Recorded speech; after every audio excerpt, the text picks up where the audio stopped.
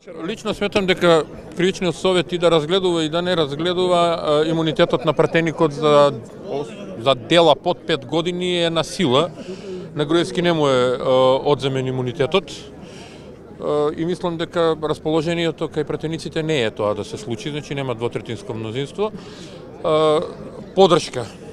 Најпрво треба да се запрашаме во кое општество живееме, кога на еден монтиран политички процес се осудува поранешен премиер на држава кој нема ефективно сторено никакво кривично дело, ниту видовме доказ со кој е оштетен буџетот на Република Македонија или државата на било кој начин.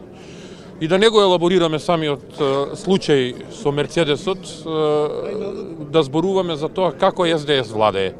Многу е лоша приказната во која постојано гледаме дека се пренасочува вниманието од клучните политички, клучните државни случувања кон некои работи за кои очигледно е дека СДС сака да ги покрие своите погрешни постапки, погрешно владење и воопшто однесувањето кон целокупната македонска држава и кон целокупното општество. А тоа е невладење на правото, пад на економијата, политички прогон на политичките противници и на крајот од се непочитување на волјата на граѓаните изразена преку референдумот, односно немањето цензус за спроведување на уставни реформи и подршка од граѓаните за референдумот.